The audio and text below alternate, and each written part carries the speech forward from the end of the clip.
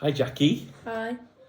So two match reviews today because we've been away and we had the misfortune of watching probably both of them via the streaming service. So Sheffield Wednesday at home first up.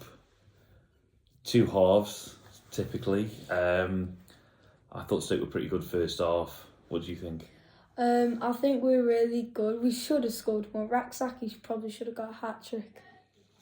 Yeah, it was never going to be an easy game for Stoke. It was a can't win game because they had to win and we expected them to win. And if they'd have lost, we'd have absolutely crucified them. I thought they moved the ball pretty well first half. Like you said, lots of chances. Got a couple of goals, decent finishes. 𝐼.𝐟𝐨𝐭𝐭 and 𝐣.𝐶𝐨.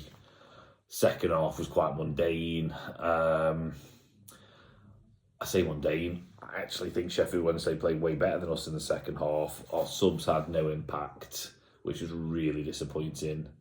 Although I guess the few of the guys, Lewis Baker, etc., coming back from injury, hadn't played a lot of football. So definitely a game of two halves. Obviously, we watched it on the iPad while we were away.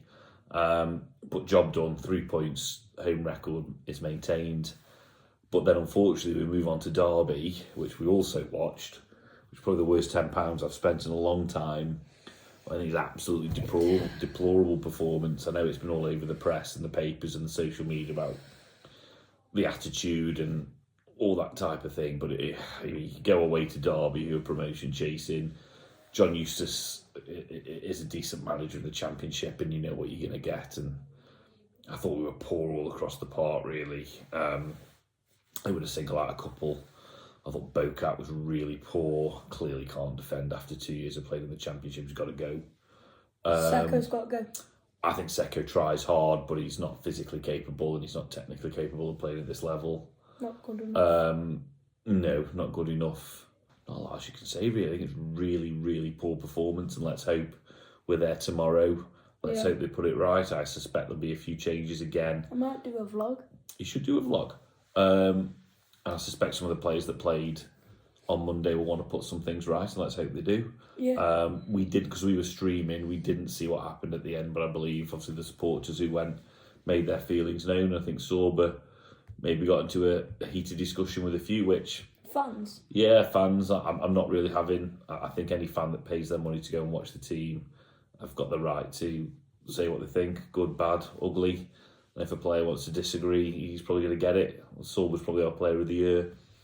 But even so, after that performance... First season. Yeah, mate. First half. Yeah. Second half, he's kind of lost his a little magic bit. touch. A little bit. He's played a lot of football. And sometimes recently in the wrong position. So Scored for Wales.